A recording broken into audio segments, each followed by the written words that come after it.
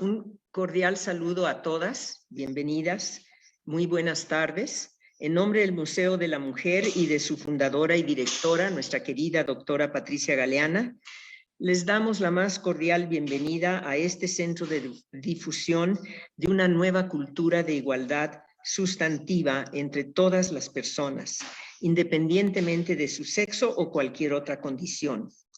Cuando las condiciones sanitarias nos lo permitan, les invitamos a que nos visiten en el Museo de la Mujer, República de Bolivia, número 17, Colonia Centro.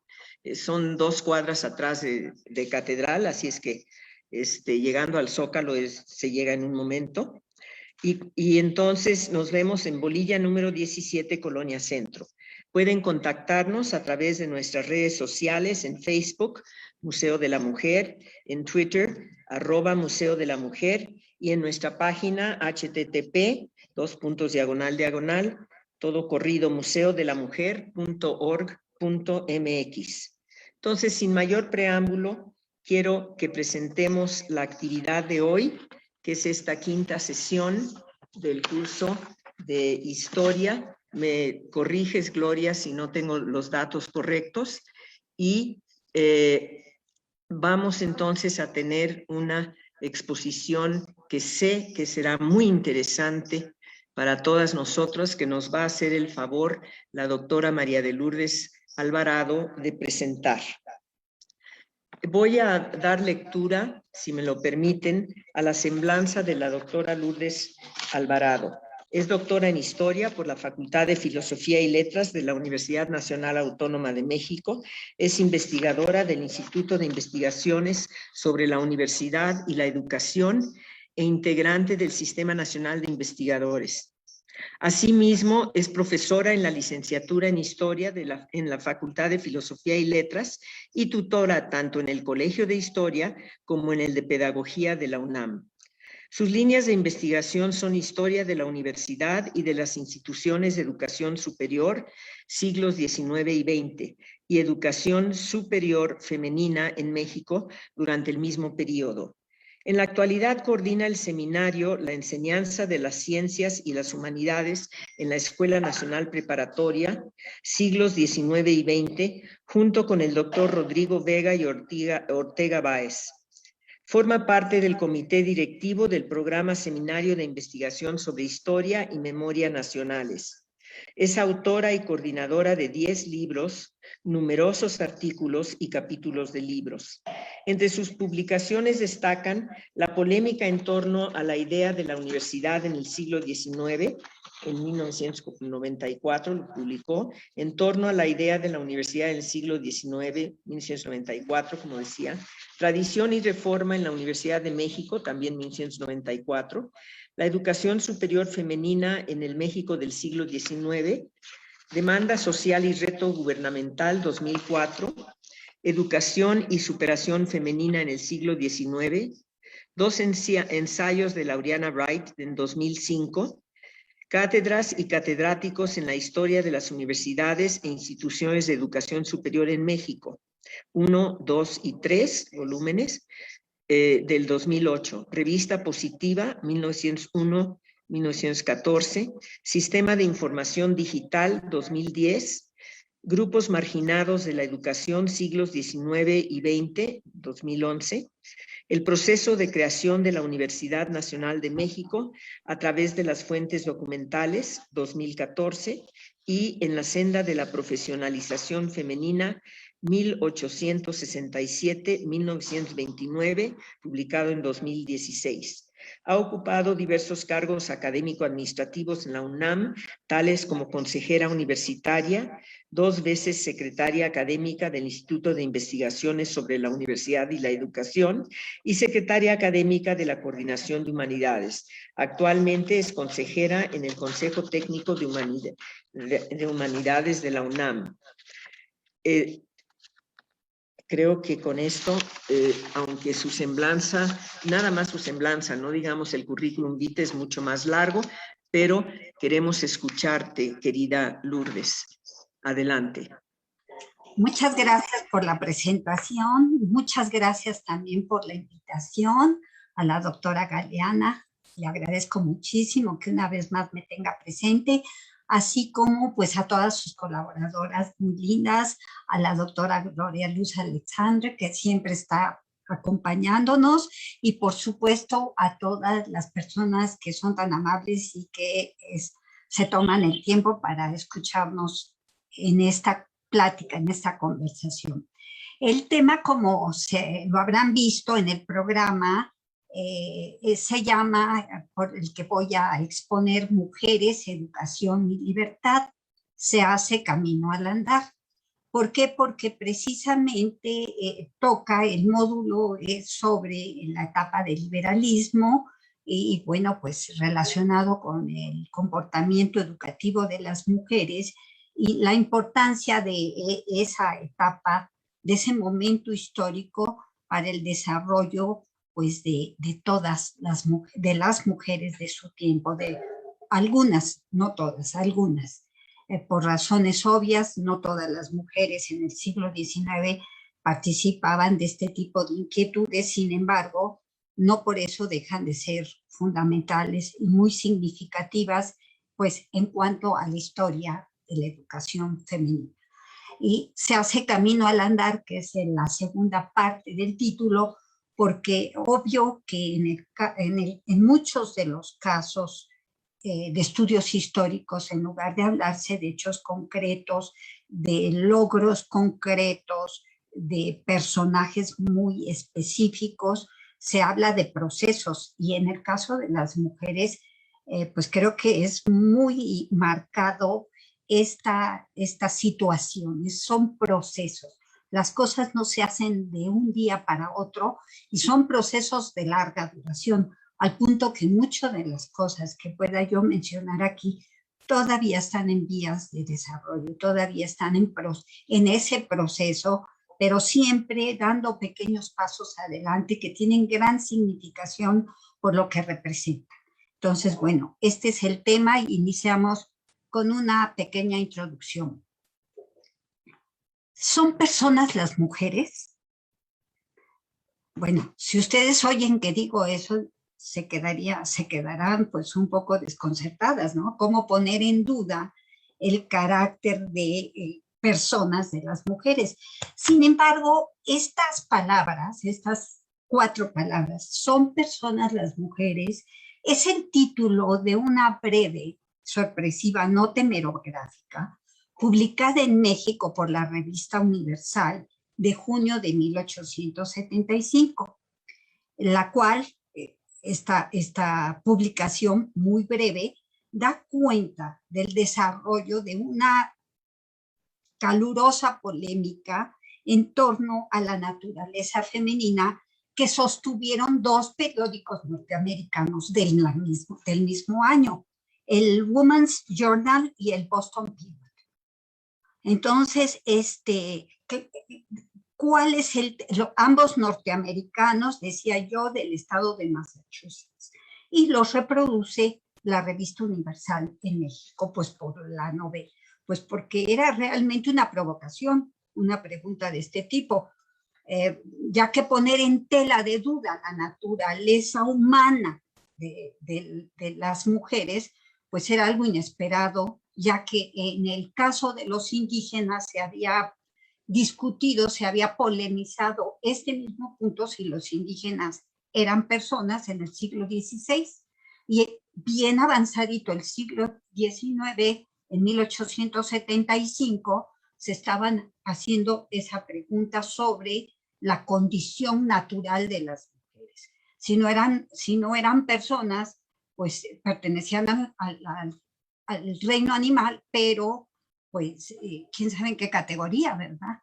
Porque pues no tenemos nombre como tales. Entonces realmente lo que me llama la atención es que mientras un periódico, el Women's Journal, discute que no son personas las mujeres, el otro, el Boston Pilot, sí reconoce el carácter como tal de las mujeres, lo cual pues a mí me llamó la atención, me jaló desde que vi esa nota hemerográfica, ya tiene su tiempo, y me gusta compartirla porque nos da cuenta, realmente sin mayor explicación puede uno darse cuenta que pese al avance en materia de género alcanzado, ya en ese momento alcanzados por la sociedad estadounidense, estamos hablando del último tercio del siglo XIX, todavía había quienes se atrevían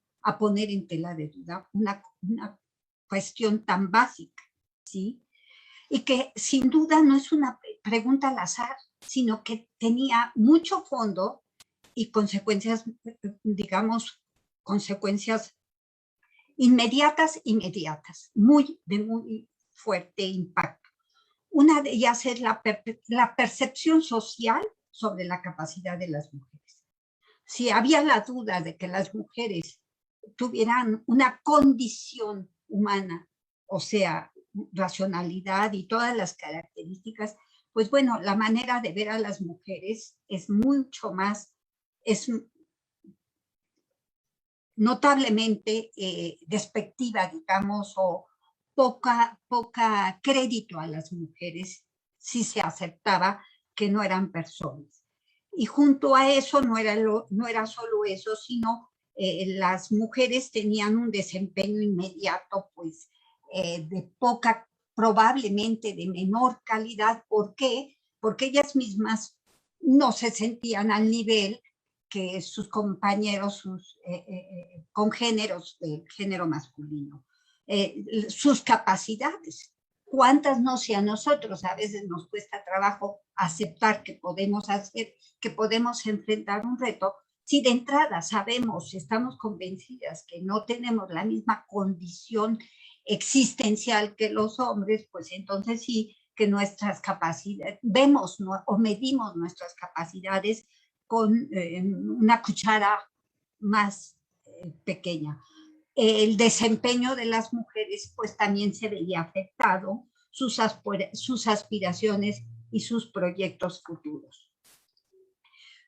Es decir, los graves y añejos prejuicios en contra del mal llamado sexo débil, la descalificación por medio de argumentos caprichosos y las más de las veces carentes de bases, las tradicionales diferencias en las representaciones de hombres y mujeres seguían vivas.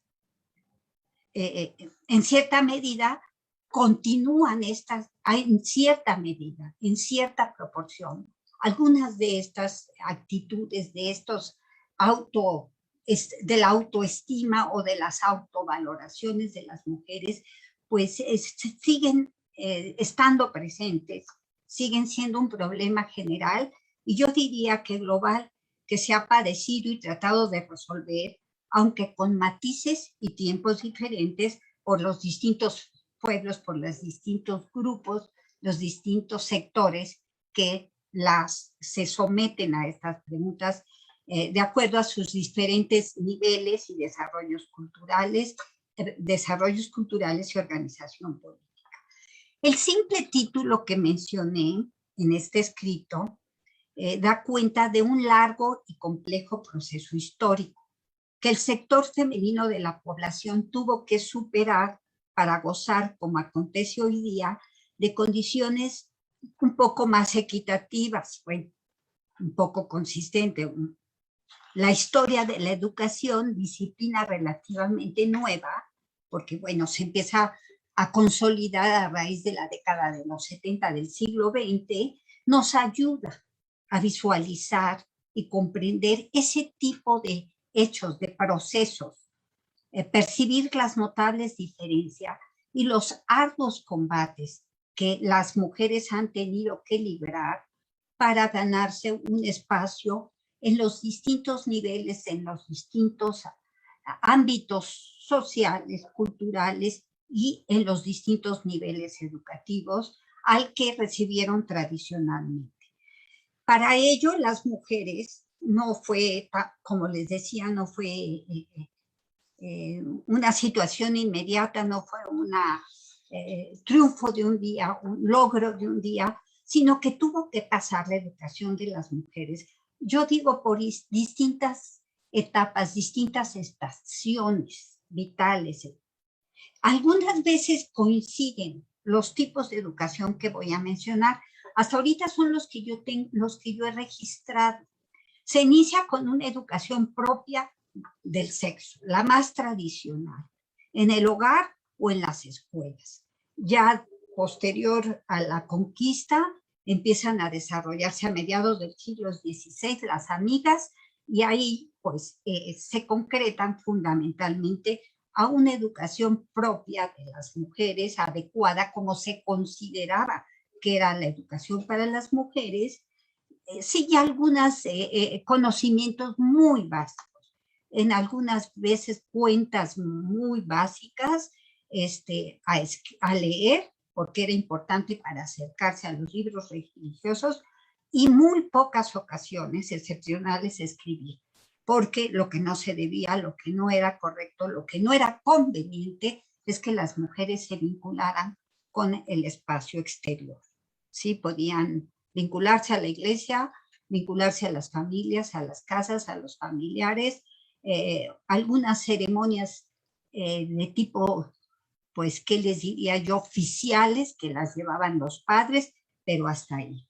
El segundo tipo de educación, que también se combina con la que dije anteriormente, la educación propia de su sexo, es la educación de adorno, que es otro tipo, pero para un sector de más alto nivel económico, casi siempre de las ciudades importantes y de las capitales, ¿no? Sobre todo pues las grandes capitales de la propia región, ¿sí?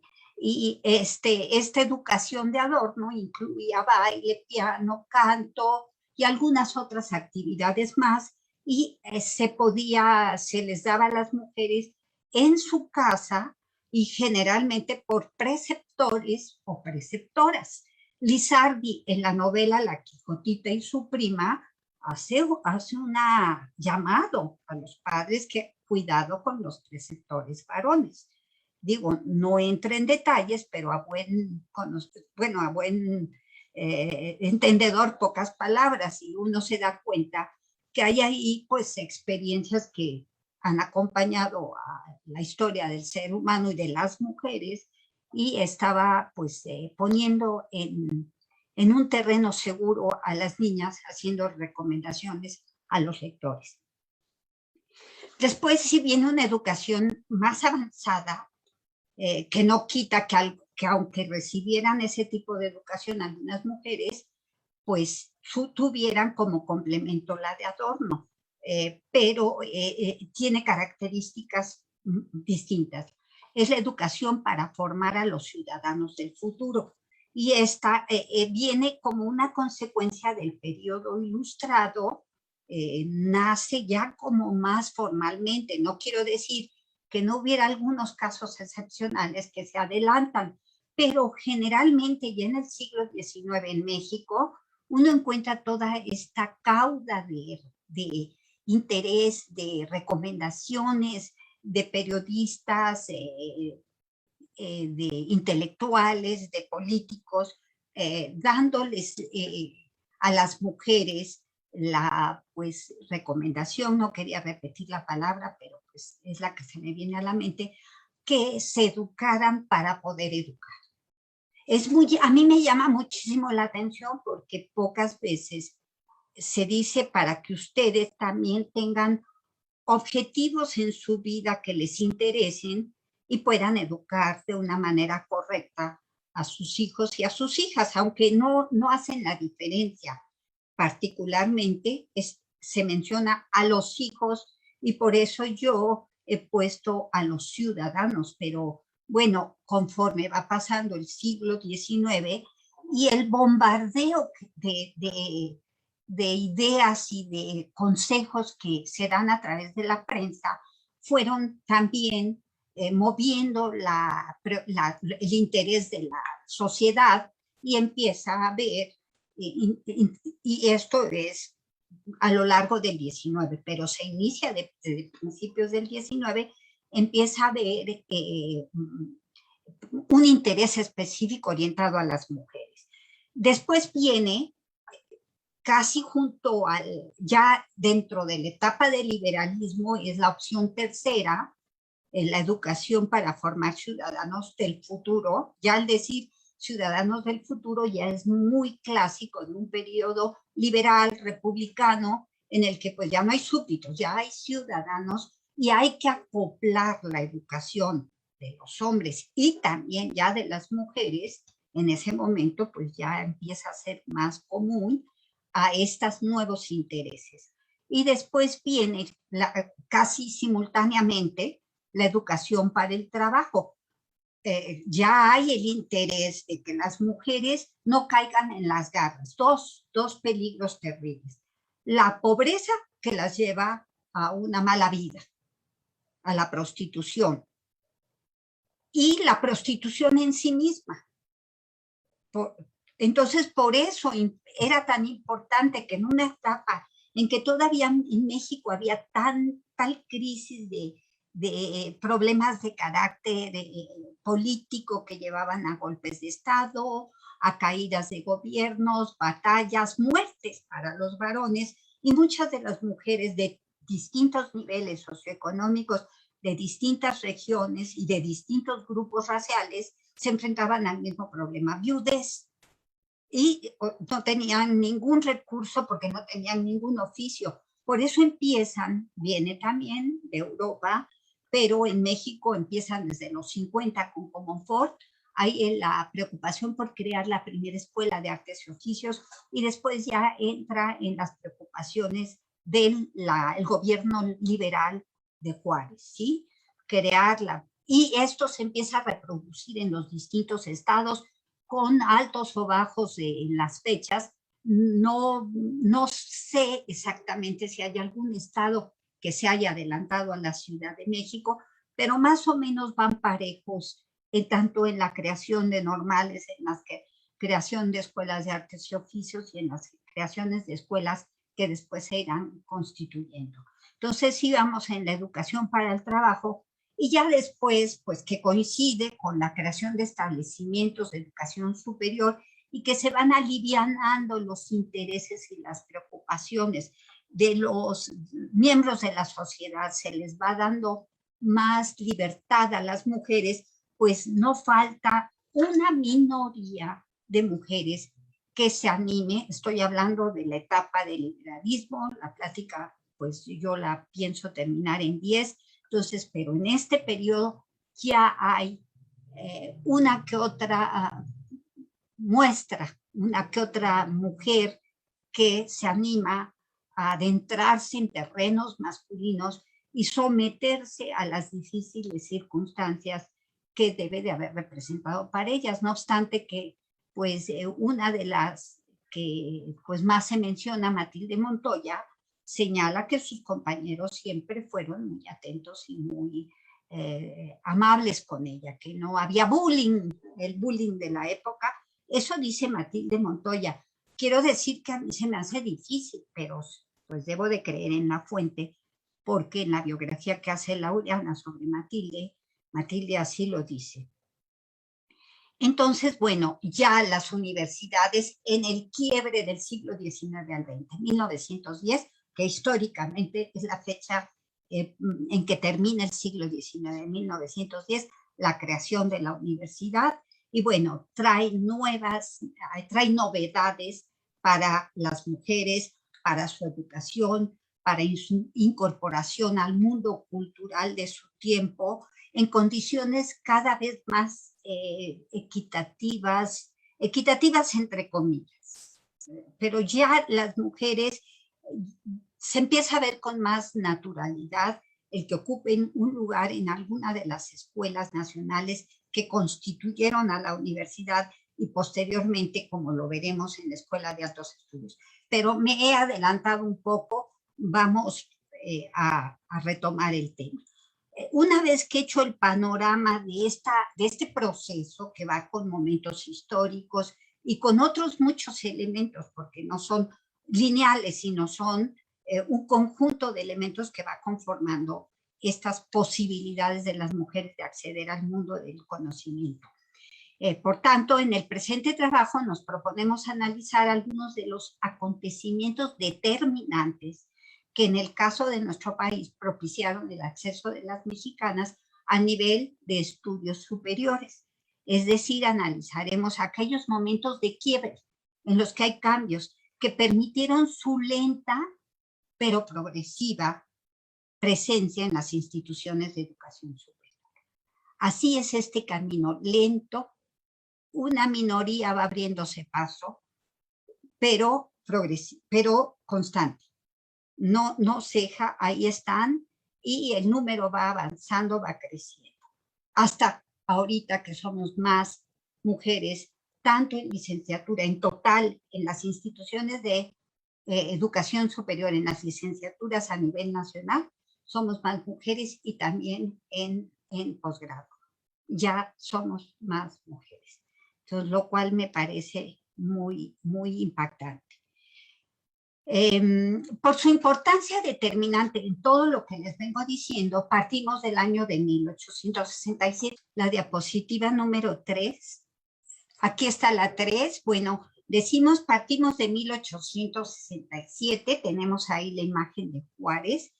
Fecha esta de 1860. ¿Dije 67 o me equivoqué? 1867, fecha que bajo el influjo de las ideas liberales y positivistas en boga, secuela del triunfo de las fuerzas republicanas encabezadas por Juárez, fue creada la primera escuela nacional laica de nivel superior y carácter oficial para mujeres.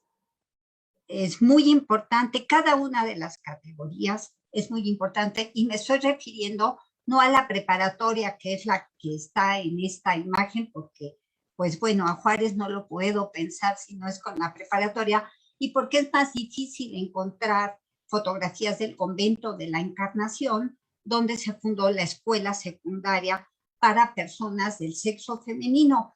Con ese nombre horrible se creó, y claro, posteriormente la comunidad le cambió a algo más accesible como escuela secundaria para señoritas o escuela secundaria de niñas.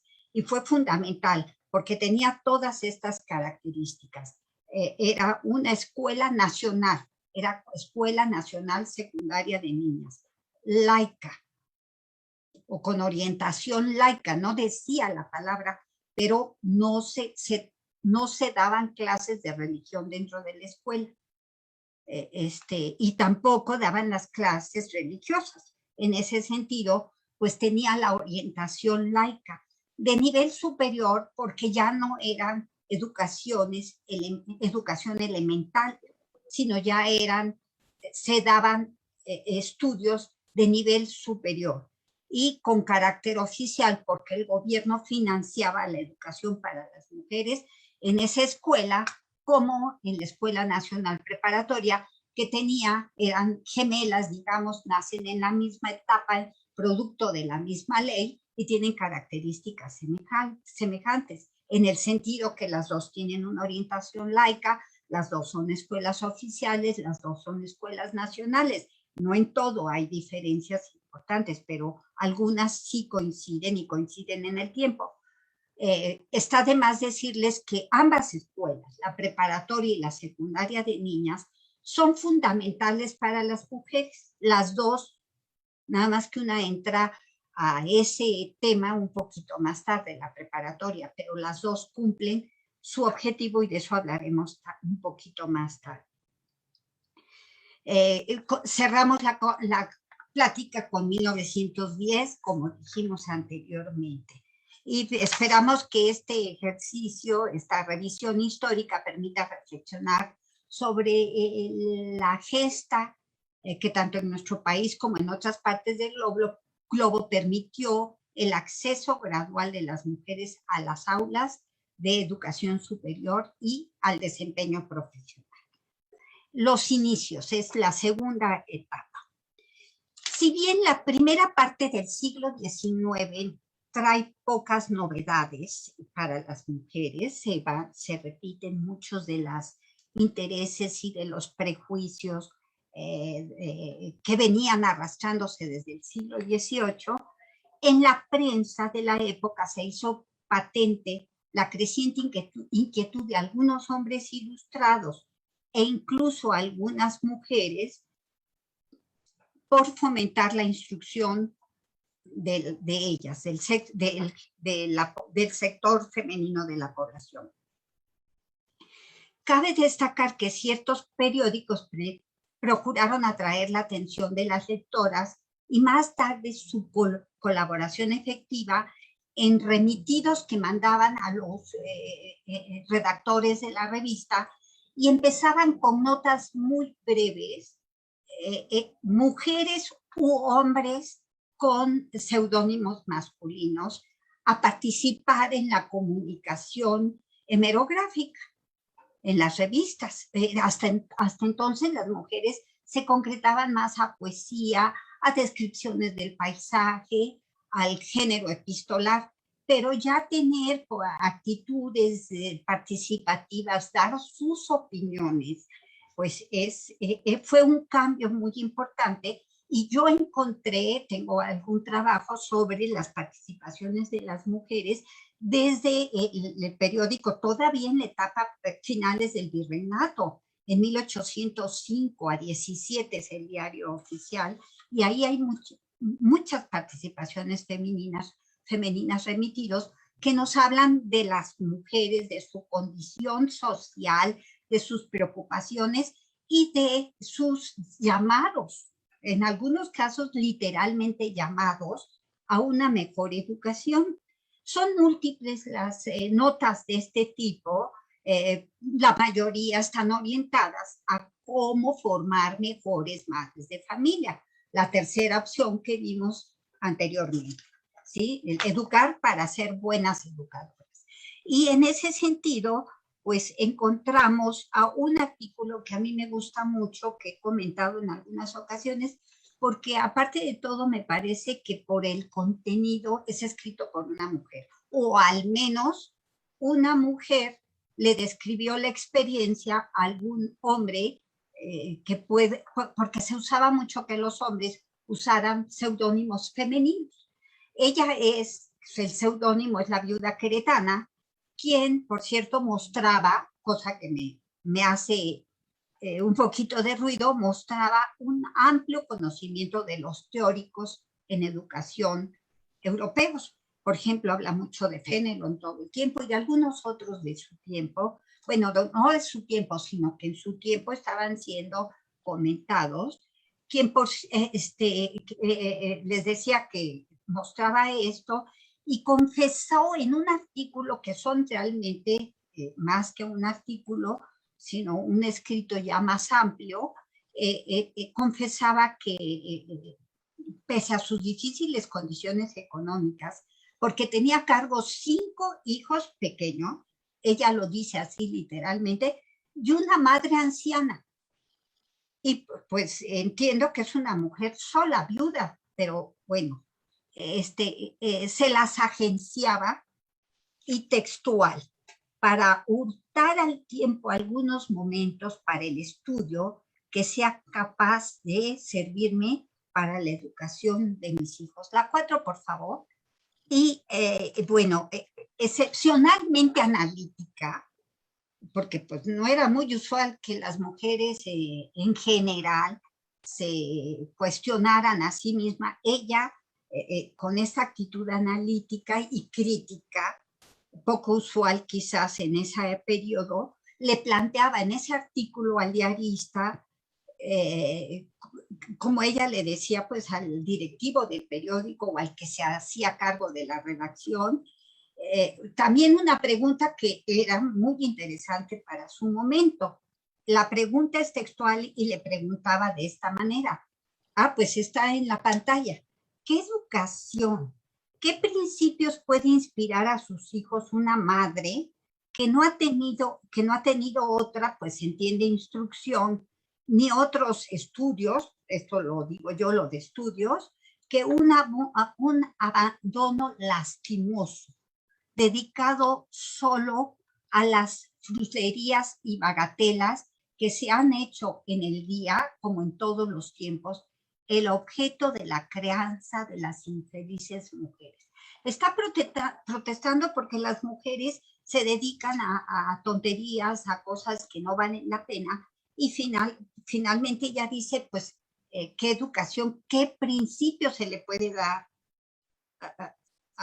que le puede dar a sus hijos una madre que no tiene más que, pues, un barniz mínimo de educación. Siguiente, por favor. Bueno, esa es otra.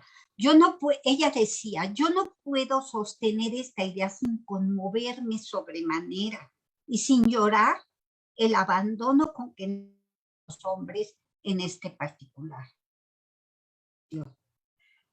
Por último, pues finalmente le dice a Yarista que la solución es en conformar una escuela, formaran maestras. No dice la palabra hablando de un tipo de escuela normal, un establecimiento público para la educación de las niñas que posteriormente pudieran enseñar en del virreinato. Y de precisar con sumo detalle, la viuda queretana, precisando con sumo detalle las características que deberían de reunir este establecimiento. Y decía, como está en la pantalla, formar el espíritu de las mujeres de esta manera, a establecimiento, ni serán tan las preocupaciones que nos envilecen. Seremos, fíjense que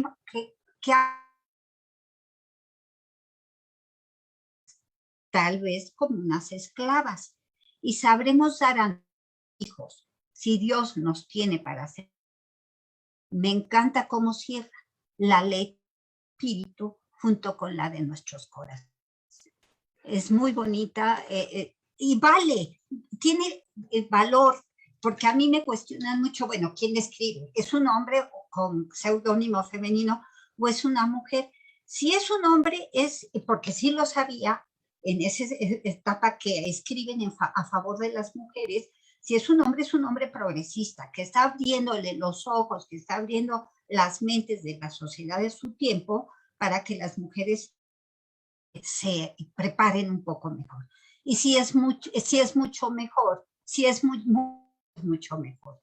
¿Por qué? Porque es una mujer con conciencia, como dije, analítica y crítica, y que le habla de tú al diarista y le dice, por favor, hagan algo, porque pues no podemos hacer mucho pues de los hijos, de las hijas.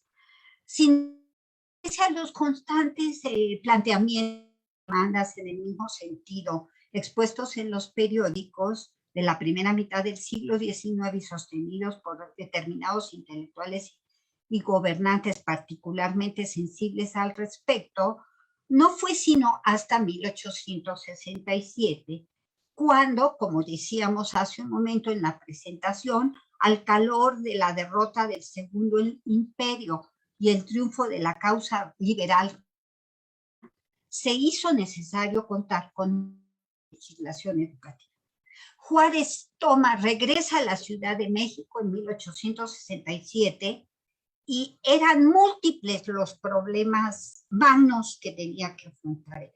Ahora sí que como el libro de texto, políticos, económicos, culturales, de todo tipo, religiosos, de todo tipo. Sí, pero le da especial importancia al educativo por el peso de la educación y rápidamente forma una comisión para que se cree una nueva ley orgánica de instrucción pública que fue fundamental, digamos que la columna vertebral de la educación mexicana a lo largo de la segunda mitad del siglo XIX.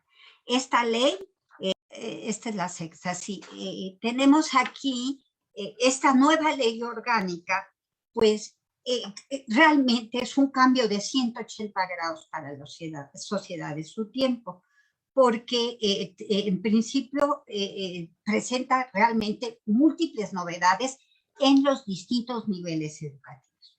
En el nivel elemental de educación, pues establece que la educación debe de tener carácter público, gratuita para los chicos que no tuvieran, chicos y chicas, niños y niñas, que no tuvieran condiciones económicas para pagarla.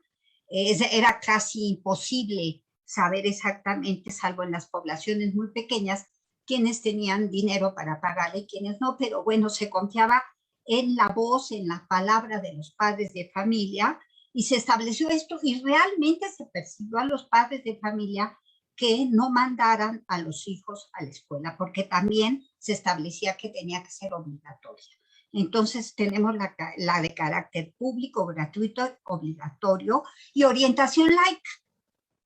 ¿Sí? Eso para desde los niños. E incluso se les da una clase a los niños de estudio de la Constitución y empiezan a abrirse el campo de conocimientos para niños y niñas. Entonces, es muy importante.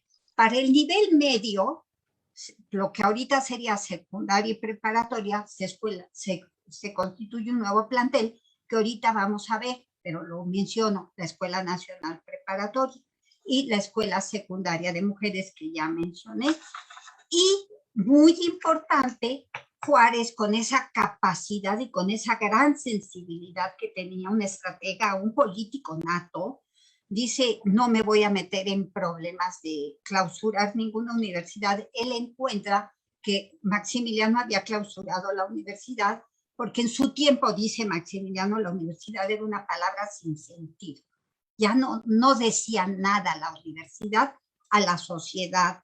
Bueno, había habido clausuras anteriores y se rehabilitaba y se cerraba la universidad, pero al llegar Juárez en 67 es políticamente correcto, ni menciona la universidad para la educación superior, la da por terminada, ya ni siquiera se refiere a ella y crea una serie de escuelas nacionales para que impartieran los estudios que ya no se iban a impartir en la universidad. Pero ¿por qué son nuevos planteles? Ahora se llamarían escuelas nacionales de medicina, cirugía y farmacia, de jurisprudencia, de ingenieros. Están todas aquí, la de agricultura y veterinaria, bellas artes, música y declamación, comercio, que de momento no se pudo crear por finanzas deshechas. La de enseñanza para sordomudos de momento no se pudo establecer, y la de naturistas, que era una escuela para estudiar ciencias naturales, pues tampoco se pudo crear, quedaron ahí como para el futuro, como indicadas.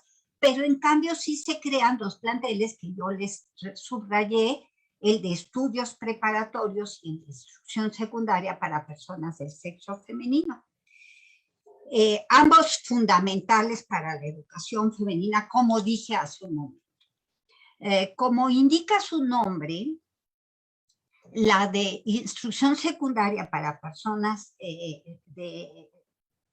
para la secundaria de niñas para personas del sexo femenino, abrió nuevas y amplias posibilidades de instrucción para las mujeres, de las que tradicionalmente se venían dando.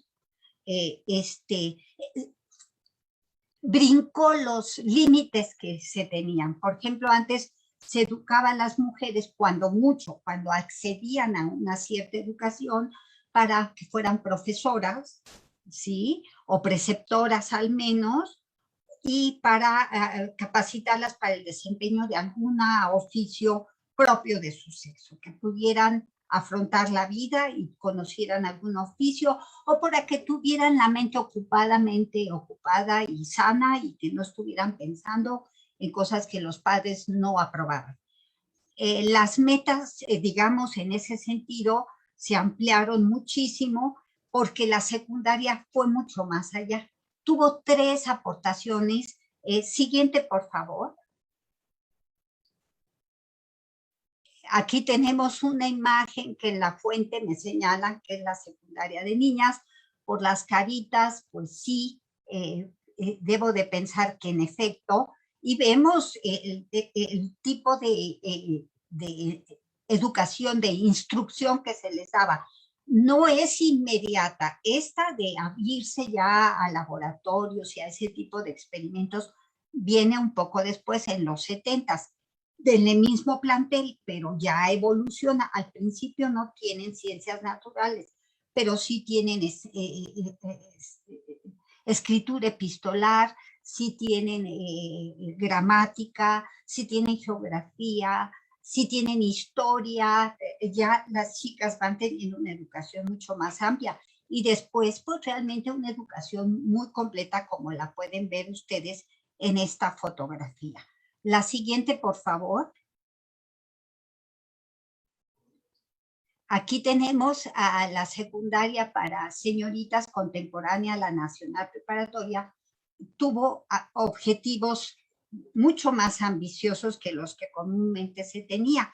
Todo esto es dentro del ámbito del liberalismo, por eso, pues bueno, estamos recurriendo a estos sucesos en atención al tema que teníamos que abordar ahora. Decíamos, en la secundaria de niñas, primero se va a moralizar. Con esa palabra se menciona el hecho de educarlas, pero no instruirlas, que es muy distinto. Pero aquí, como tienen esta nueva preocupación por tener una actitud más, digamos, civil, una educación más tipo orientada al laicismo, pues usan el moralizar a las alumnas, que cubría lo que antiguamente se les daba como una educación religiosa o catequista. Aquí simplemente se les iba a moralizar. No hablan de ningún tipo de educación religiosa. Es una moral cívica, no una moral cristiana. Después se les daría una ocupación en sociedad. Aparece como uno de los objetivos de la escuela, enseñarlas a algo que a ganarse la vida.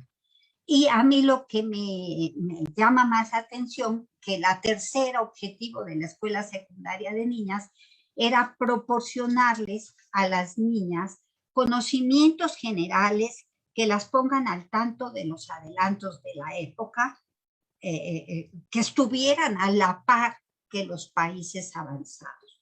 Entonces aquí ya tenemos una escuela distinta totalmente, con objetivos distintos, sobre todo este último, porque hablaba de darles contenidos educativos superiores, en el sentido que se manejaba el término superior en ese momento del siglo XIX.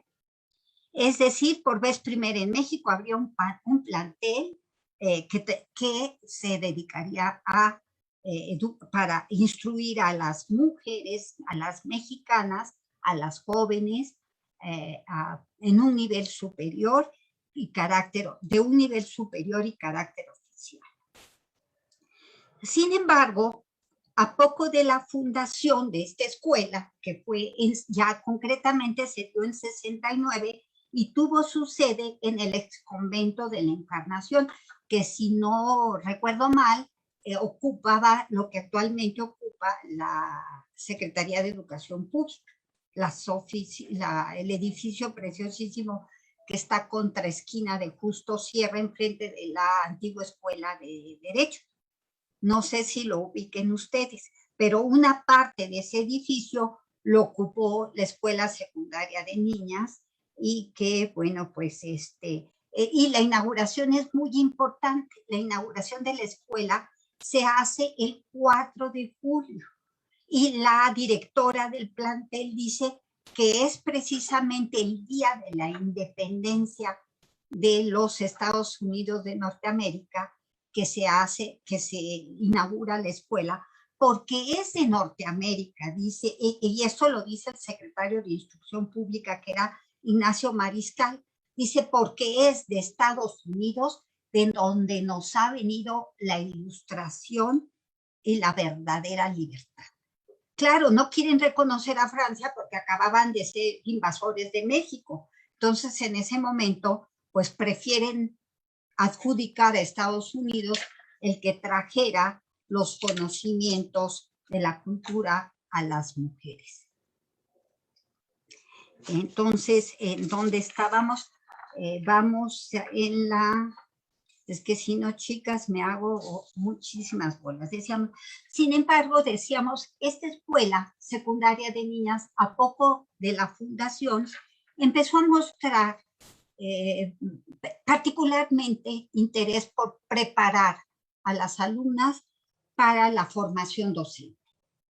Pues, ¿por qué? Porque si a las jóvenes les daban una educación superior sin un objetivo concreto, pues los padres de familia probablemente no se animarían a mandarlas, porque si iban a invertir su tiempo, las niñas iban a hacer un esfuerzo, probablemente los padres de familia también, pero las chicas no salían con un certificado, pero no preparadas para una determinada actividad.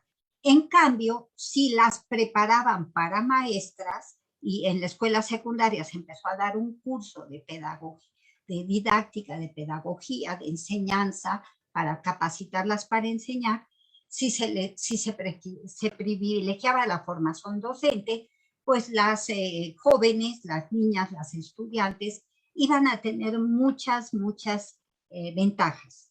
Entre estas ventajas, ya ahorita estamos en la diapositiva 8, sí, bueno, aquí tenemos a Díaz Covarrubias, un escritor, un pedagogo, digamos, un teórico de la educación de su tiempo, que hace el primer libro de historia de la educación en México, que se llama La Instrucción Pública en México.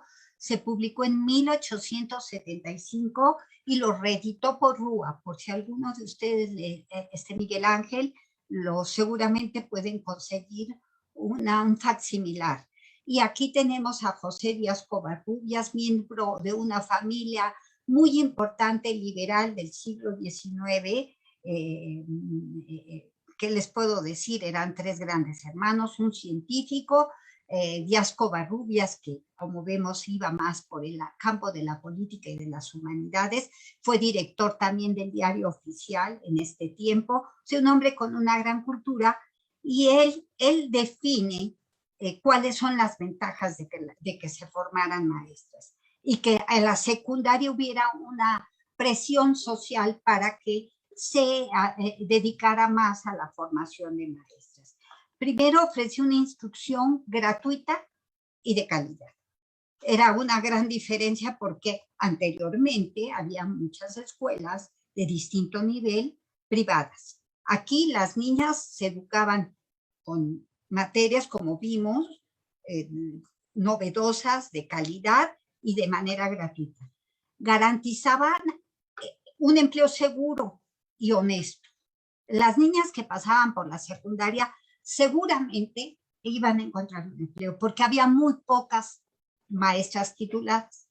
El mayor número de maestras eran improvisadas y algunas totalmente incapaces.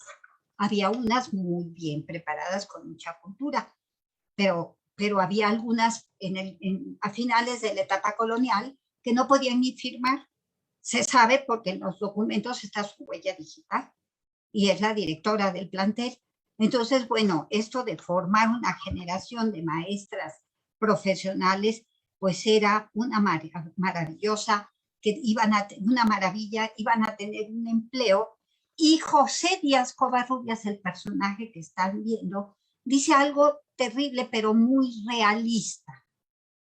Aparte de eso, el formar maestras era conveniente para el Estado mexicano porque las mujeres salían, lo dice así, en 1875, salían más baratas que los maestros.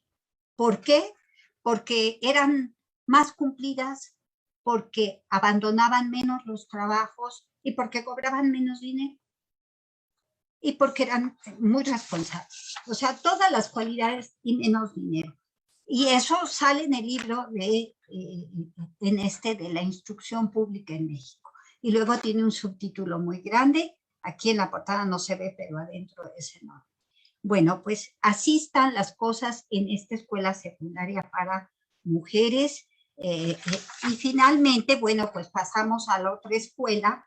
Bueno, aquí vemos un libro que nos da el lema de la escuela preparatoria, Amor, Orden y Progreso. Yo les decía que es una institución contemporánea a la secundaria de niñas. Son las dos grandes instituciones que van a dar un paso enorme en favor de la instrucción de las mujeres en ese momento histórico que estamos viendo. La Escuela Nacional Preparatoria formalmente no permitió,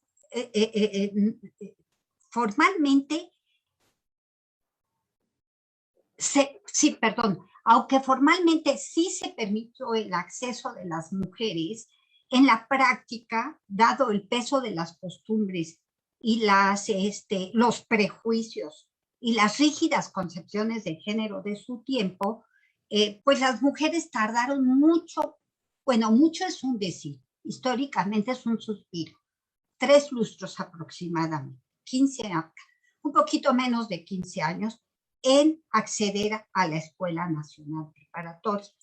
Pero bueno, ¿qué les puedo decir?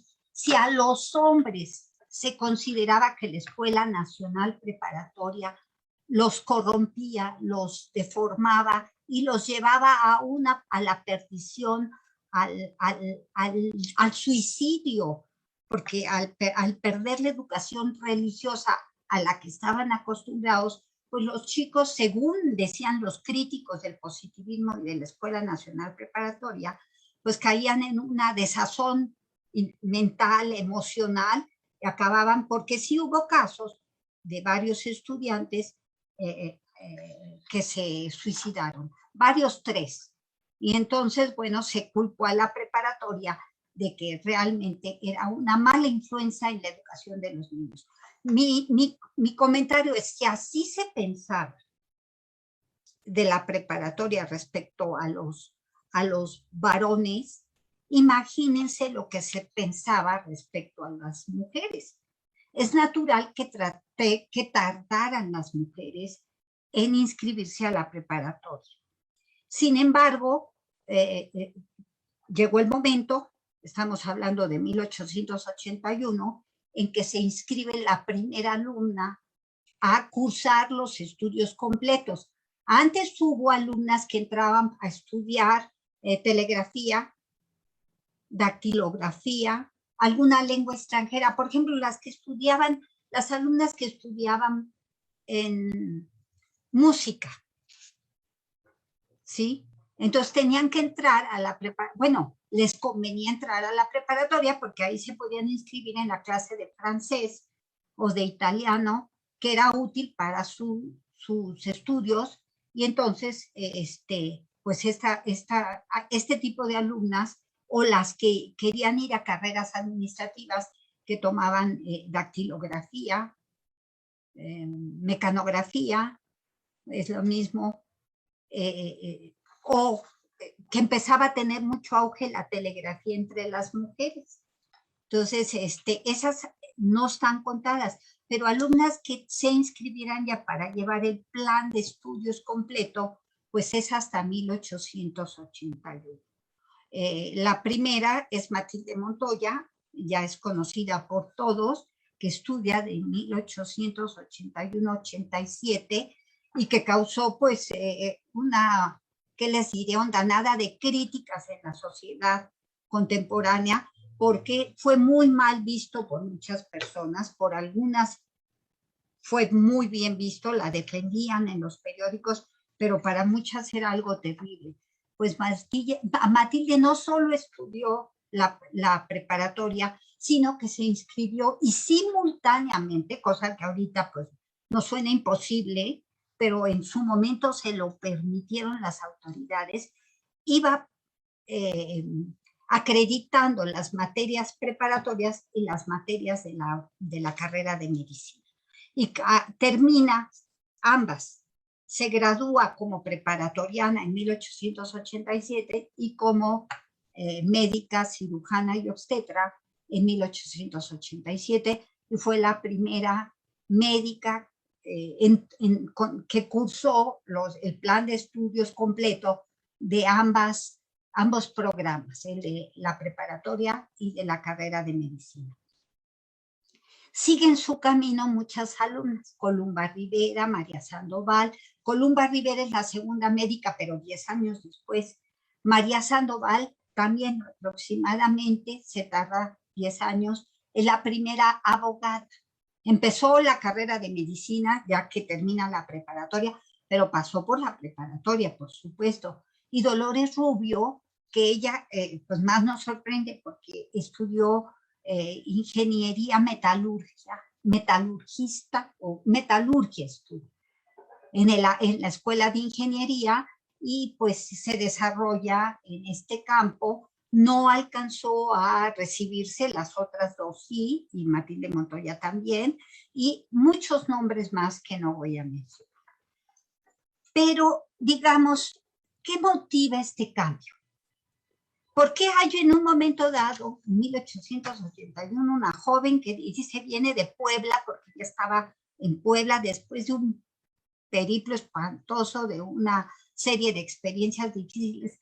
¿Por qué se viene de Puebla a la Ciudad de México y se inscribe con el permiso de las autoridades nacionales y de las autoridades oficiales de la escuela? Se inscribe en ambos programas. ¿Qué motivó este cambio? Pues el cambio lo encontramos relativamente sencillo. Hacia finales de 1881, ella se inscribe en 1882, perdón, equivoqué de la fecha. En 1881, ella se inscribe, en 1882, hay una novedad también que cambia las relaciones en el ámbito educativo de su momento. Y es que hay hay en ese momento un secretario de Instrucción Pública que se llama Ezequiel Montes. Ezequiel Montes es un enemigo acérrimo del positivismo. Es un liberal de hueso colorado, pero enemigo del positivismo que trajo a México Gabino Barreda. Ezequiel Montes presenta en la prensa un nuevo proyecto de instrucción pública. Quiere hacer un cambio porque él lo que quiere es acabar hasta con la Escuela Nacional Preparatoria y con la enseñanza positivista en México. Pero él dice en su plan que no se llegó a establecer, pero sí tuvo el beneficio. El plan Montes, estas son Columba Rivera y María Sandoval, una nota sobre María Sandoval y una imagen de Columba Rivera. La siguiente, por favor, sería la 13. Aquí tenemos a Ezequiel Montes, quien, como dice aquí, presenta ese proyecto de ley, el Plan Montes, en que él expresa su inquietud por impulsar la formación de las mujeres y recomienda que en la Escuela Nacional de Medicina se les facilite el acceso a las mujeres en la escuela y que se les daría a las mujeres reconocimientos especiales. O sea, no es totalmente parejo, no les dice adelante, pero sí reconoce que se les daría reconocimientos por los estudios que hicieran en la Escuela Nacional de Medicina las mujeres. Ezequiel Montes pues estaba dándoles el aval oficial para estudiar el plan de estudios completo de la carrera de medicina. Esto fue en 81 y en 82 se inscribe Matilde Montoya. Entonces podemos considerar que hay una relación entre esta actitud, en esta aceptación oficial de parte del secretario con los estudios de medicina, que son las primeras, son Matilde Montoya y Columba Rivera.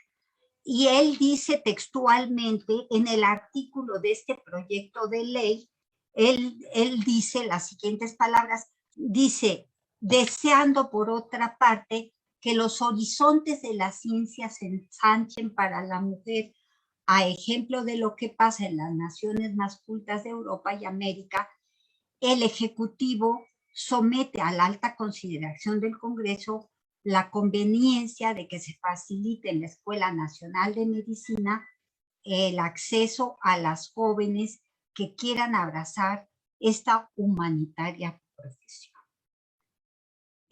Bueno, e incluso va un poquito más allá de esta gran ventaja. Montes dice, bueno, y pueden entrar a las demás escuelas nacionales cualquier persona. Ahí ya está diciendo que son personas, ¿verdad? Y cualquier persona puede entrar a las escuelas nacionales y ahí pues únicamente la condición es que se sujeten a los reglamentos interiores de las escuelas. Obviamente que sería con calidad de oyentes, porque no habla de que se les va a dar ningún reconocimiento, ningún papelito, pero sí los conocimientos ya las mujeres podrían entrar. No les digo más, fueron pasos muy importantes, tanto uno como otro, pasos muy importantes de ambas para el estudio, los estudios superiores. Pero hay otro personaje que todas conocemos, y es quizás todos, porque a lo mejor en el auditorio hay algunos colegas del sexo masculinos, ¿verdad? Entonces, bueno, decíamos, junto a Ezequiel Montes, casi en las mismas fechas, en 1881, Justo Sierra saca un proyecto de ley de creación de la Universidad Nacional, porque recuerden que no había una universidad nacional. Y Justo Sierra fue un luchador eterno desde su juventud por la creación de una universidad nacional. ¿Y cómo veía Justo Sierra la creación de la Universidad Nacional 15? Bueno, Justo Sierra, pues en su juventud de hombre maduro, pero joven todavía, aquí lo vemos en plenitud todavía, y aquí vemos ese proyecto de creación de la Universidad Nacional que primero publica en la prensa para que se dieran o para que el público diera sus opiniones, cosa que no dieron, que no hubo grandes comentarios como él esperaba una avalancha de comentarios de los lectores de la prensa. Publica el texto en el Centinela Español y después en otro periodo de la época, pero que no recuerdo exactamente cuál era, pero su idea era fundar una universidad y en ese proyecto, ambos fueron proyectos, ninguno llegaron a crearse. En ese proyecto, Justo Sierra dice que la universidad que él quería que se creara, que no se llegó a crear en ese momento, estamos hablando de 1881, en esa universidad tendría un lugar la escuela, tendría que integrarse la escuela secundaria de señoritas. O sea, por primera vez se pensaba que las mujeres que estuvieran estudiando los estudios medios podían acceder a la escuela secundaria para señoritas. Además, decía que las mujeres podrían asistir a los cursos de las escuelas profesionales y presentarse a los exámenes reglamentarios. O sea, ya son dos propuestas de Justo Sierra para incluir a las mujeres en esa universidad que él se imaginaba. Y podían entrar, presentar los exámenes reglamentarios, los exámenes de los estudios, y al final de la carrera no obtendrían un título profesional, pero sí un diploma especial. O sea, eran pasos adelante, no se les equiparaba. Eso sería hasta 1910, pero por lo pronto ya fueron dos aspectos. Y un tercero que era importantísimo. Junto a las escuelas nacionales, que no voy a repetir para no hacer tan larga ya la exposición, crea una escuela normal y de altos estudios. Y en esta escuela las mujeres sí tendrían derecho al mismo reconocimiento a los títulos que los varones. Y sería una escuela para formar maestras a nivel superior, maestros y maestras a nivel superior, y estudiarían además investigación en altos estudios y ciencias de alto nivel. O sea, altos estudios era el punto más alto, el pico de una gran estructura piramidal de la educación en México, y las mujeres mexicanas estaban siendo aceptadas por personajes de gran importancia. El primer caso, Ezequiel Montes, nada menos que el secretario de Instrucción Pública, secretario de Justicia e Instrucción Pública. Y en el segundo caso, un diputado intelectual comprometido con la educación de su país, y que llegaría a ser subsecretario primero y después secretario de Instrucción Pública. Y seguiría con esas mismas inquietudes, ¿sí? Entonces, bueno, pues esto nos explica por qué en 1882, aunque ninguna de las dos proyectos de ley pasan por el Congreso, ahí se quedaron congelados, dijéramos, pues cumplieron con su cometido, porque a partir de entonces se crearon distintas escuelas. Seguimos por la siguiente, por favor. Aquí está, en 10 las cosas cambiarían. Se fundaría en 1910 la Universidad Nacional. Aquí tenemos pues a los grandes personajes. Este es el Simón Bolívar, el anfiteatro Simón Bolívar, una vista de las visitantes, muchos de ellos embajadores, los delegados de los países que nos visitaban, y hasta arriba en la parte superior estaban los alumnos y los profesores universitarios.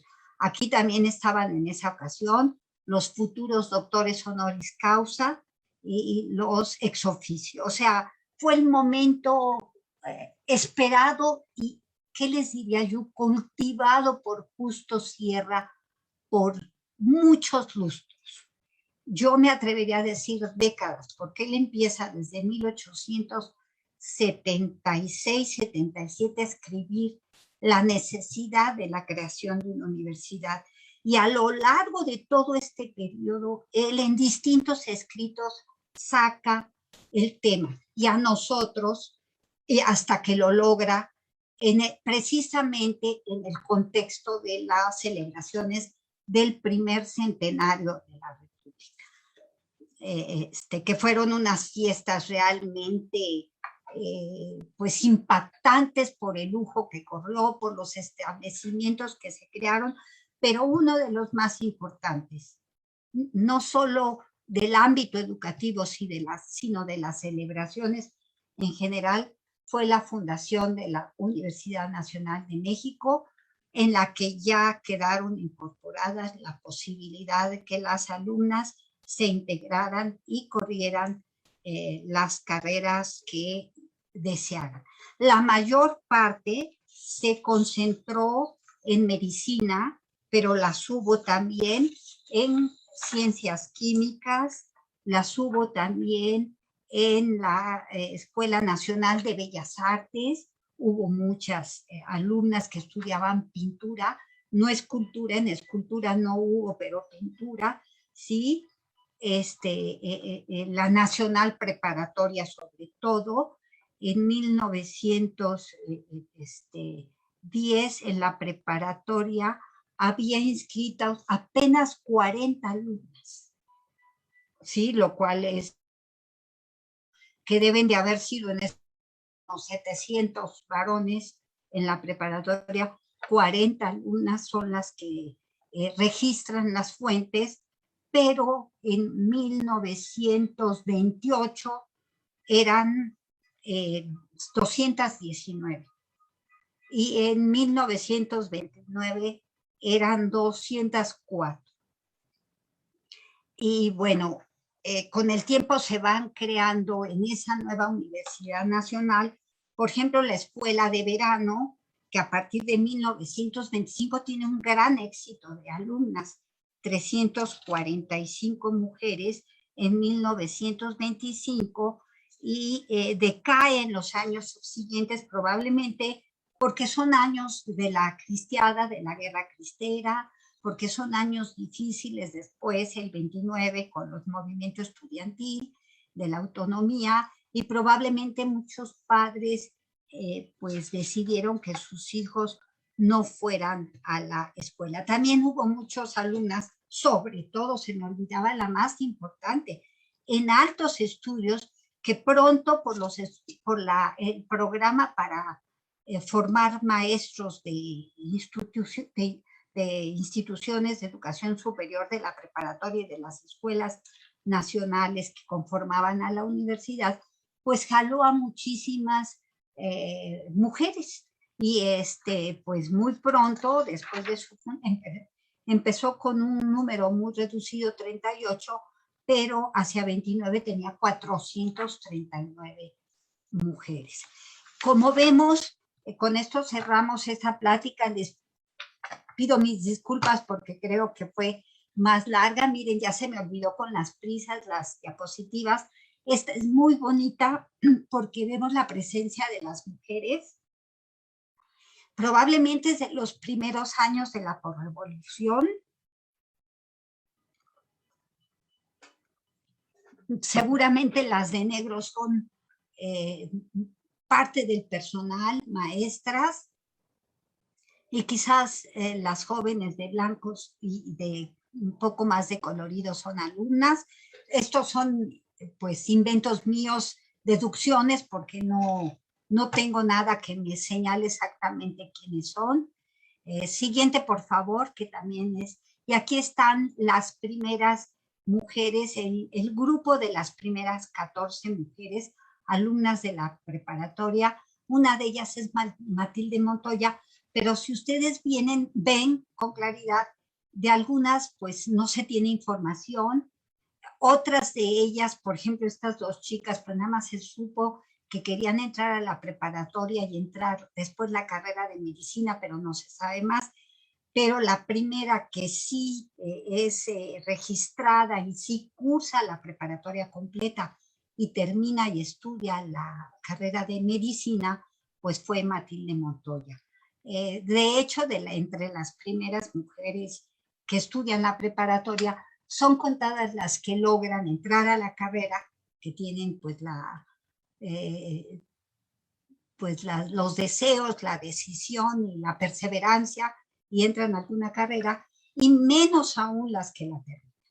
Entonces, con todo esta historia, con este proceso, vemos cómo poco a poco, a raíz del momento de triunfo del liberalismo, e inspirados en una nueva manera de ver al país y la formación de sus jóvenes y a las mujeres dentro de estas ideas, pues se va dando esta incorporación lenta pero constante de las mujeres al mundo o al escenario de los estudios superiores.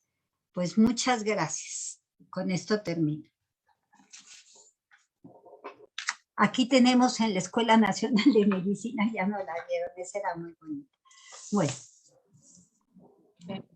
pues nada más para que la vean, es una muy bonita imagen, que están en un estudio, una joven se está prestando para un estudio, no puedo decir que de anatomía seguramente, y pues bueno, habla mucho la foto, el interés y las vestuario, el ambiente, el número de jóvenes, pues son bellas fotografías, por supuesto, el catedrático y las jóvenes pues estudiando medicina, que fue pues una de las más oportunas. Ahora sí, ya. Sí. Muchísimas gracias, Lourdes, por tan interesante y además excelente, precisa presentación que nos has dado, afortunadamente, hemos podido conocer mucho más de lo que conocíamos sobre esta época, la lucha de esas mujeres, el lograr precisamente la posición hasta llegar al punto en que obviamente estamos viendo en carreras poco a poco, pues llegaron a haber más mujeres como hay ahora, más mujeres que hombres, y la dedicación, la lucha de esas mujeres por tantos años para poder llegar a lo que hoy tenemos. Entonces, como mujeres de este siglo y bueno, yo del pasado, debemos estar muy agradecidas a estas pioneras que lograron entrar primero a la educación secundaria, después a la educación preparatoria y también a la universidad. Hay algunas preguntas que te están haciendo. Una de ellas que nos preguntan es ¿cuándo se crea el Colegio de las Vizcaínas? En 1767. Aquí hay otro. Sí, y después de la Guerra de Reforma se cambia el nombre por Colegio de la Paz. Sí. Porque le permitieron sobrevivir la reforma y la ocupación de muchas de las instalaciones religiosas, pues les quitó al clero la desamortización de los bienes del clero, pasaron a poder del Estado, pero respetó Vizcaínas porque los profesores y los digamos, directivos eran civiles, no eran eclesiásticos. ¿Y por qué quisieron? Los liberales la perdonan y continúa. O sea, junto a la preparatoria, son dos de las escuelas, pues creo, más antiguas que tiene México. Pero con más vizcaínas, porque Vizcaínas es 1767 y la preparatoria 1867. Sí, así es. Así es, además un precioso edificio que conocemos precisamente como el Colegio de las Vizcaínas. Aspiró a una educación muy novedosa, aunque finalmente creo que fue cayendo en usos y costumbres. Sí, sí, sí. Eran muy hábiles para los bordados y esto beneficiaba a las mismas colegialas, pues a sus profesoras, porque sí, te vendían y tenían beneficios económicos y una gran fama. Sí, sí, sí tuvo una gran fama, según entiendo.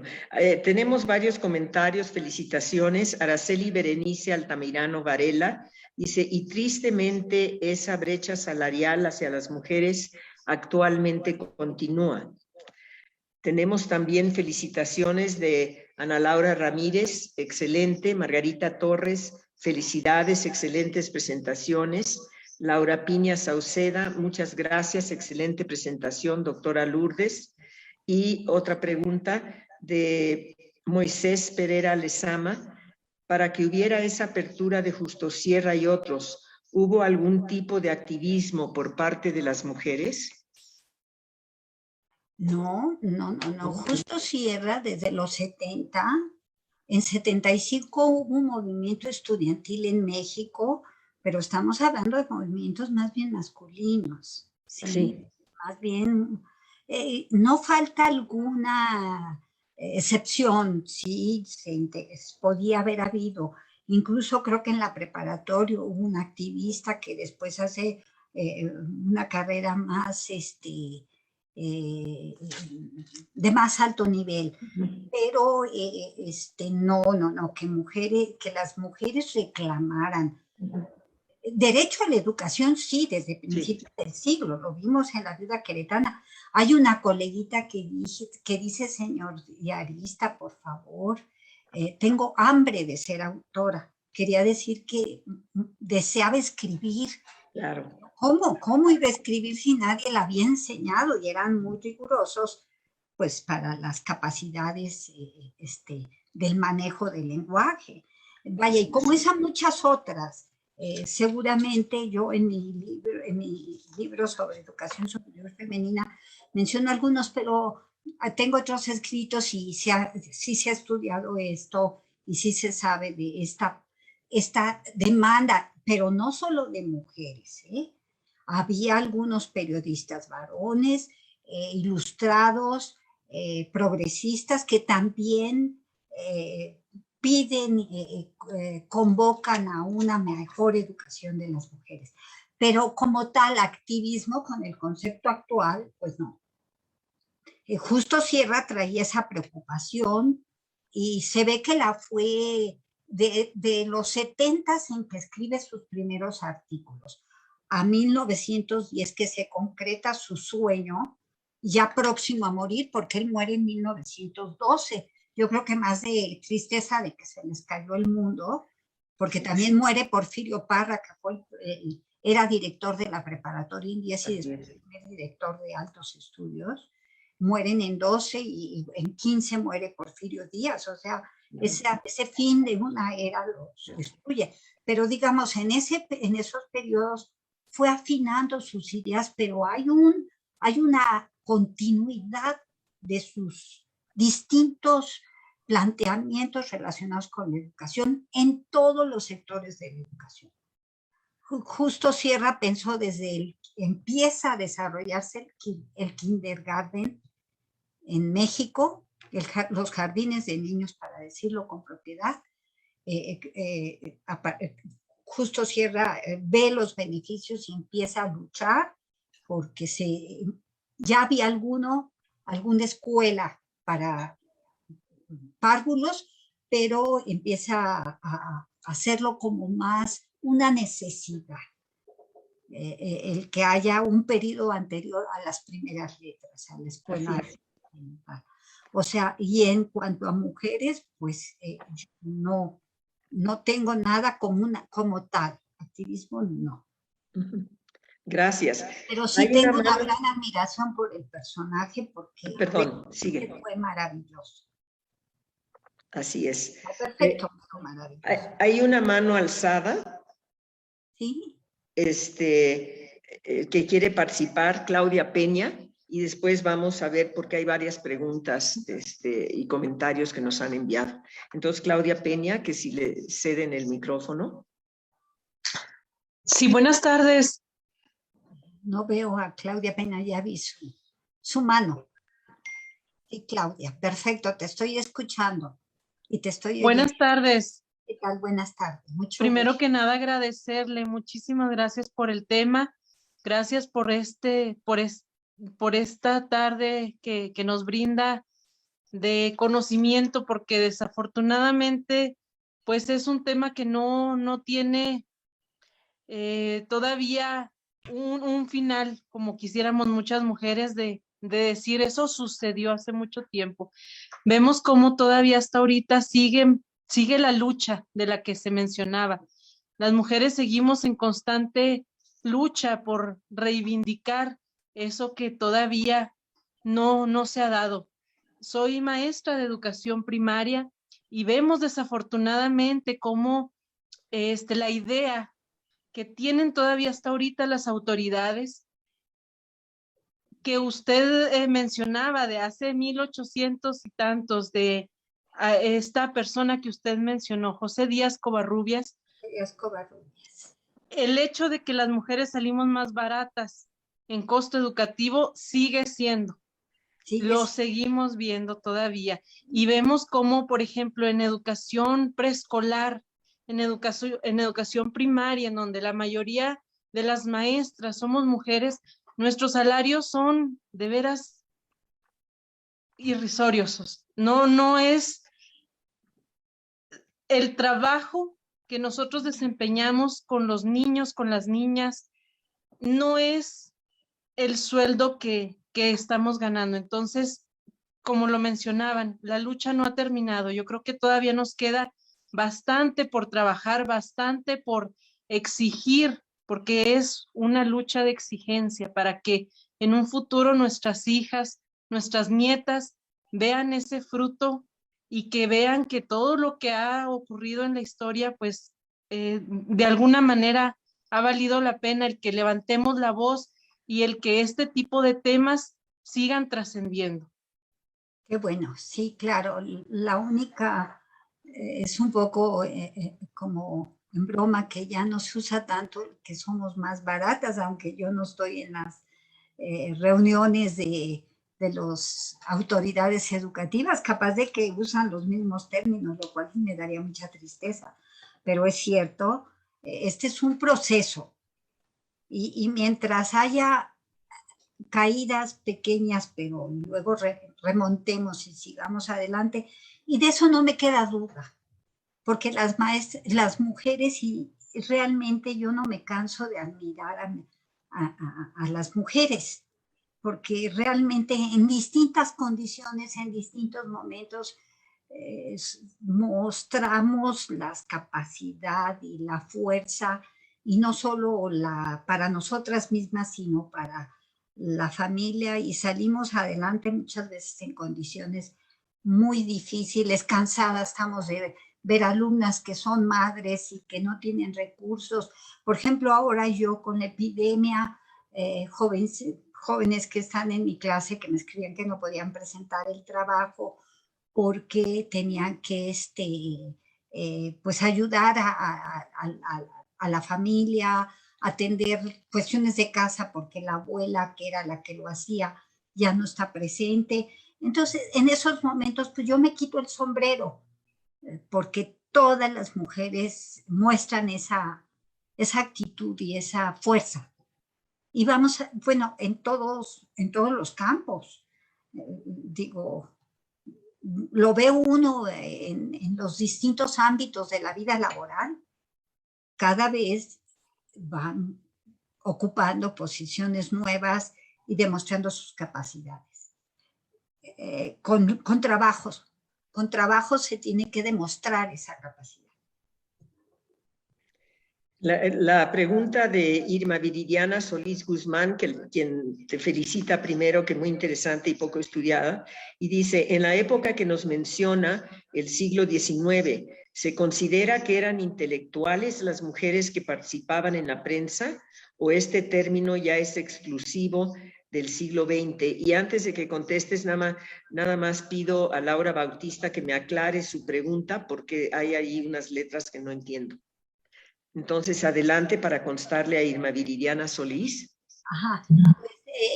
Se usaba mucho el término de letrados, que generalmente eran varones. Ese concepto, como la persona, no me fijé bien en su nombre, pero que está utilizando ese concepto, pues es más actual.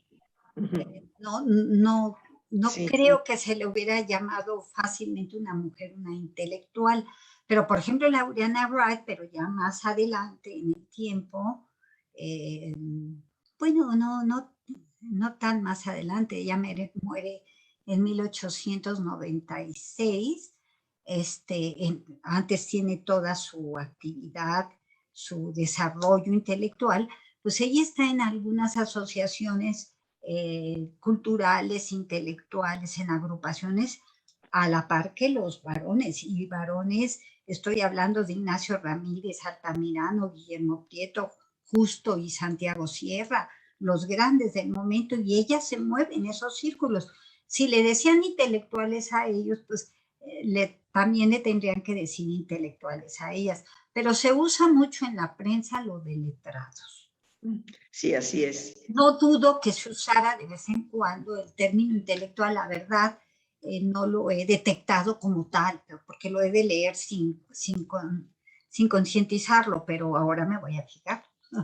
Gracias. Gracias. Olimpia Caballero también te felicita, excelente, muchas felicitaciones, y pregunta, ¿la gestión educativa tuvo a alguna mujer que fuera líder? En la secundaria sí. Sí. En la secundaria fueron directoras. En la escuela secundaria para mujeres, poco a poco se van integrando al profesorado, y pues ya en la posrevolución, no recuerdo exactamente, era muy mal visto, por supuesto, que abandonaran el ámbito familiar por dedicarse al hogar, En eso se ve el techo de cristal al que estaban sometidas, porque casi todas, por ejemplo, no Matilde Montoya, Dolores Correa escribe un artículo sobre María Sandoval, la primera abogada, dice, quiero decirles que aparte de que es una pues abogada de gran nivel y que muy estudiosa y con muchas cualidades, es una gran mujer y se dedica a su casa, a hacer la comida, casi que dice algo así como que mal, una cosa muy, me llama la atención, que le da la atención a su casa para que quitar esa idea de que lo uno impide lo otro. Estaba peleado con otro, sí. Estaba peleado. Claro que sí, es que es más difícil, pues es muy difícil.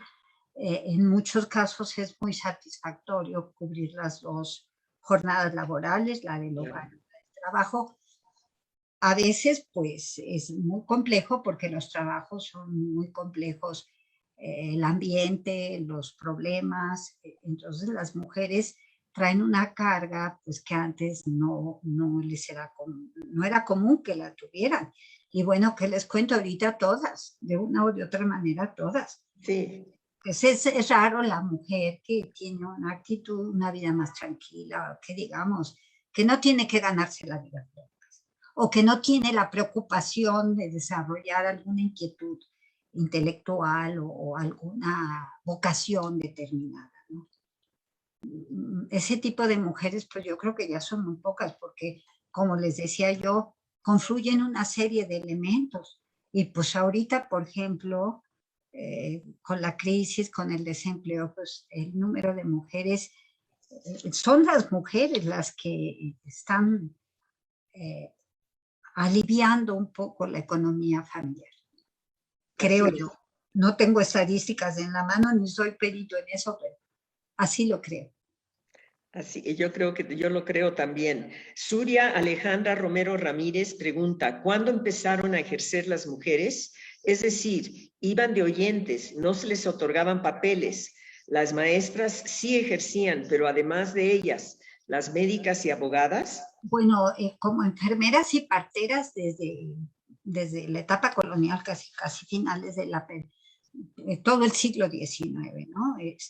Sin papeles, comadronas, como les decían, pues, eran las que se encargaban de la salud de las mujeres, pues por las limitaciones, las concepciones de género limitaban mucho, pues las mujeres no fácilmente iban a ver ni a una mujer médica, menos a un médico varón, pero ellas sí empiezan y se tomaban las odontólogas tenían que tomar una materia y no practicaban la odontología como tal, pero sí como colaboradoras de un médico, porque tenían que cursar una materia en la Escuela Nacional de Medicina, y sí trabajaban en las farmacias. Muchas veces eran las encargadas de las farmacias, no formalmente.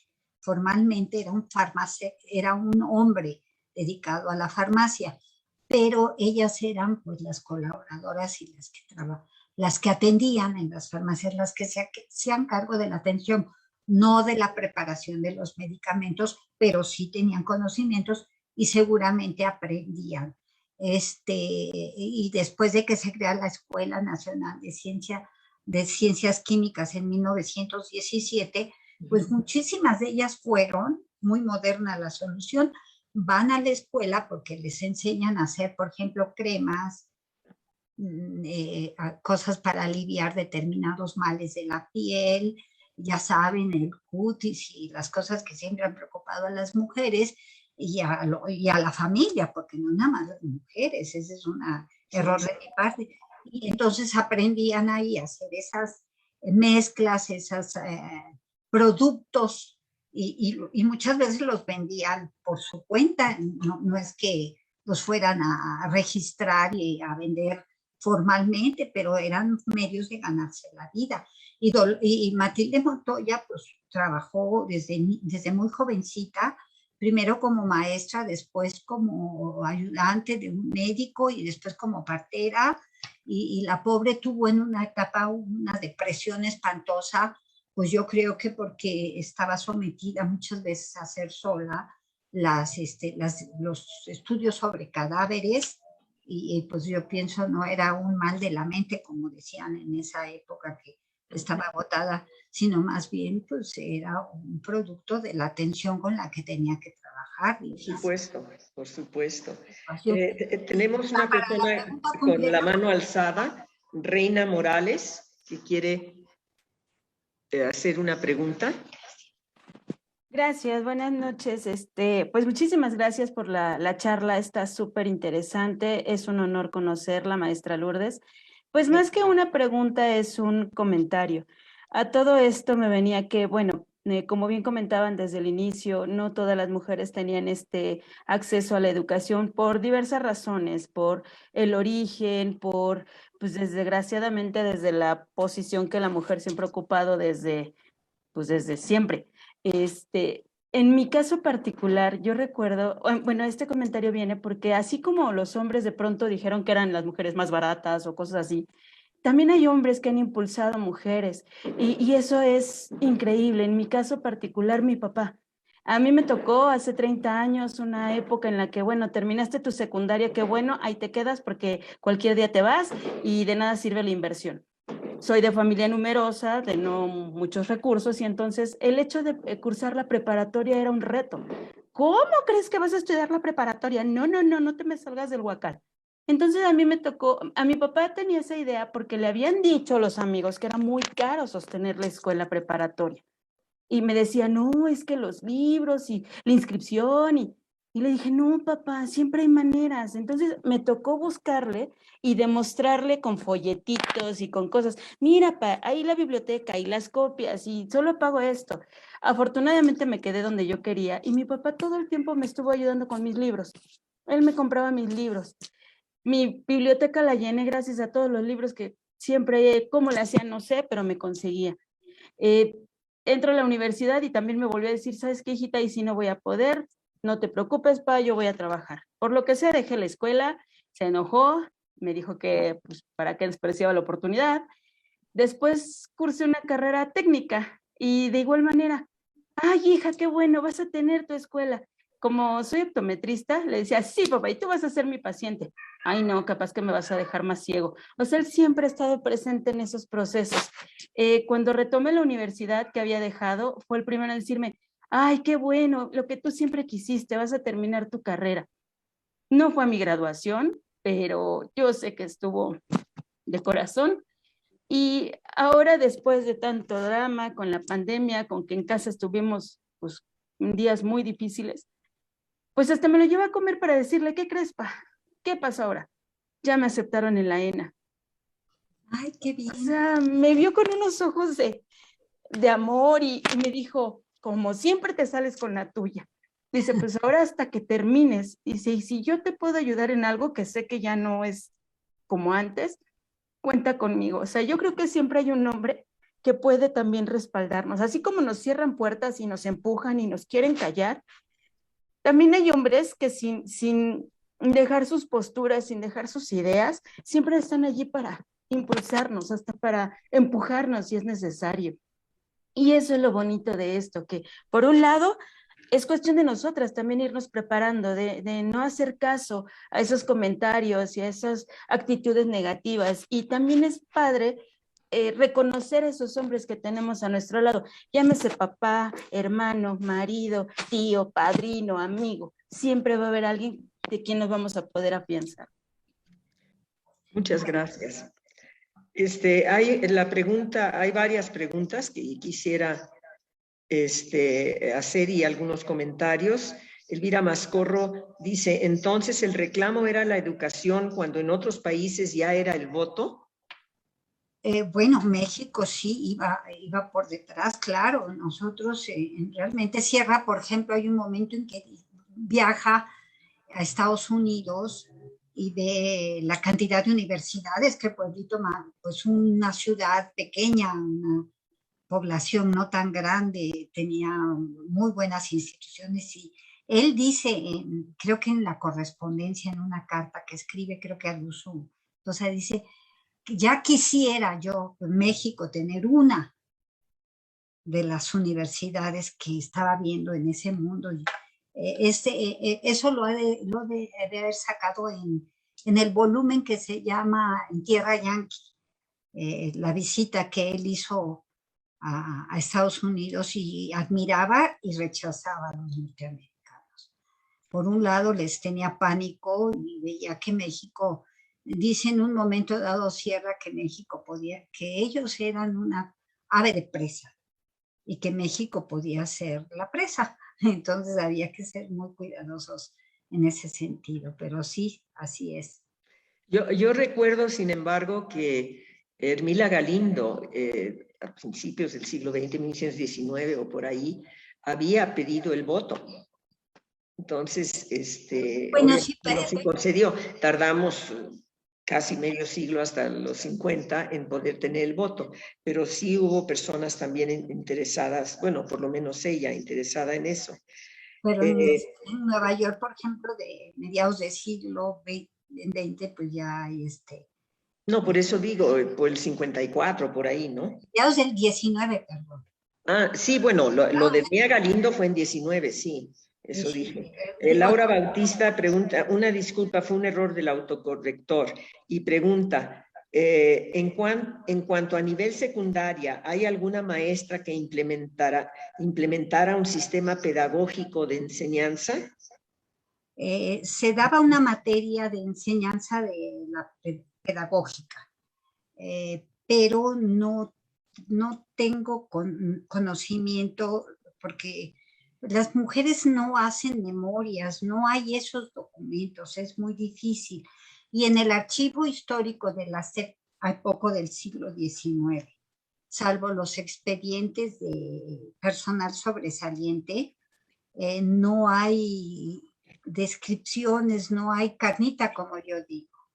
Ya a partir del siglo XX, a partir del siglo XX sí ya hay más documentos, pero yo no me he metido en eso, no puedo decir, simplemente pues no tengo información. Vamos a ir entonces cerrando la sesión para poder pasar a los reconocimientos, no sin antes volver a agradecer profundamente a nuestra muy querida amiga, la maestra y doctora Lourdes Alvarado, por su excelente presentación, con esa claridad, repito, que sé que todas hemos estado muy interesadas y hemos aprendido mucho. Muchísimas gracias. Ahora vamos a pasar a los reconocimientos. Sí, por favor, ahora sí. Vamos a entregar este reconocimiento. El Museo de la Mujer otorga el presente reconocimiento a la doctora María de Lourdes Alvarado, de la FEMU y de la Facultad de Filosofía y Letras de la UNAM, por la impartición del tema Libertad y Educación en la 4ª sesión del curso Historia de las Mujeres en México. 28 de septiembre de 2021, Ciudad de México. Atentamente, doctora Patricia Galeana, fundadora y directora del Museo de la Mujer y, sabemos, presidente fundadora de la Federación Mexicana de Universitarias, aunque eso no viene en el reconocimiento. Muchísimas gracias. Muchas gracias por el reconocimiento y siempre es un gusto estar con todas ustedes y a todas las personas que pues soportaron el largo rato en el que estuve exponiendo, pues muchas gracias por su atención. Igualmente, pues a todo el equipo que nos ayuda y que son personas tan amables siempre. Pues muchísimas gracias y estamos entonces agradecidísimos también de la presencia de todas las personas interesadas. Tuvimos una concurrencia bastante nutrida y nos vemos en los siguientes eventos del Museo de la Mujer.